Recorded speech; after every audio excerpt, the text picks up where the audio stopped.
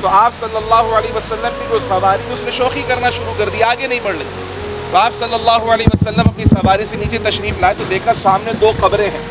آپ نے پوچھا اپنے اصحاب سے، کوئی جانتے ہی کس کی قبریں ہیں؟ صحابہ نے کہا یا رسول اللہ ہمیں تو علم نہیں ہے۔ آپ صلی اللہ علیہ وسلم نے فرمایا دو مردوں کی قبریں ہیں اور انہیں عذاب قبر دیا جا رہا ہے۔ ایک کو عذاب قبر اس وجہ سے دیا جا رہا ہے کہ یہ پیشاب کی چھینٹوں سے نہیں بچتا تھا، اور دوسرے کو عذاب قبر اس وجہ سے دیا جا رہا ہے کہ چغلی کیا کرتا تھا۔ یعنی یہ دو گناہ ایسے ہیں اگر ہم اپنی زندگی میں لاپرواہی کریں تو اس کا نتیجہ قبر کے عذاب کی صورت میں ہمیں بھگتنا پڑ سکتا ہے۔ تو اپنی زندگی میں احتیاط کریں، ان چیزوں سے پرہیز کریں۔ تو ان گناہوں کی وجہ سے وہ عذاب قبر کے اندر مبتلا تھے۔ تو پیارے آقا صلی اللہ علیہ وسلم نے کھجور کی ایک سبز ٹہنی منگوائی، اس کے 2 ٹکڑے کیے اور وہ قبر پر رکھ دی، اور آپ صلی اللہ علیہ وسلم نے فرمایا کہ اللہ کے ذکر کی برکت سے عذاب قبر میں تخفیف ہو رہی ہے۔ تو جب ٹہنیوں کے ذکر سے قبر والوں کو فائدہ پہنچ سکتا ہے، جو اس کے پیچھے دعائیں مغفرت کرتی رہے تو اس کا فائدہ بھی قبر میں والدین کو ملتا رہے گا۔ اور آخری بات جو میں کہنا چاہوں، یہاں ہم بلاول شہید کہ ہم اصال ثواب کی محفل میں آئے، ان کے لیے فاتحہ خوانی کی۔ پہلے جو امتیں تھیں ان میں جو شخص میدان جہاد میں جا کر جہاد کرتے ہوئے جام شہادت نوش کرتا تھا، وہاں پر قتل کیا، اس کو شہید کہا جاتا تھا۔ لیکن رسول اللہ صلی اللہ علیہ وسلم پر جس طرح اللہ نے خاص فضل فرمایا، حضور کے صدقے میں حضور کی امت کی خاص فضل فرمایا، اور آج حضور کی امت میں اگر کوئی حادثے میں انتقال کر جائے تو وہ حکمی شہید کہلاتا ہے، اسے بھی اللہ تعالیٰ شہید کا درجہ عطا فرماتا ہے۔ اللہ سبحانہ و تعالیٰ اس پر بھی خاص کرم فرماتا ہے۔ تو ہم سب کا یہاں پر جمع ہونا یہ خاص دین کے لیے تھا، اللہ کی رضا کے لیے تھا، اپنے ایک مسلمان بھائی کے دکھ میں شریک ہونے کے لیے تھا، اور ایک مسلمان بھائی جو دنیا سے چلا گیا اس کے لیے دعائیں مغفرت کرنے کے لیے تھا۔ اللہ ہم سب کا یہاں پر جمع ہونا اپنی بارگاہ میں قبول فرمائے، جو حسنات اس کے کرم سے اور اس کی توفیق سے ہم نے کی اس کو اپنی بارگاہ میں قبول فرمائے، اس پر اپنی شان کے مطابق اجر و ثواب عطا فرمائے، اور وہ سارا کا سارا ہمارے شہید بھائی ہم بلاول کی روح کو پہنچاتے اللہ اپنے کرم سے ان کو بھی اصال ثواب پہنچائے، ان کی بخشش و مغفرت فرمائے۔ ہمارے حاجی قربان صاحب اور ان کے دیگر جو اہل خانہ سب کو اللہ پاک صبر جمیل عطا فرمائے، اور صبر جمیل پہ اجر عظیم عطا فرمائے۔ وما علیہ الا البلاغ۔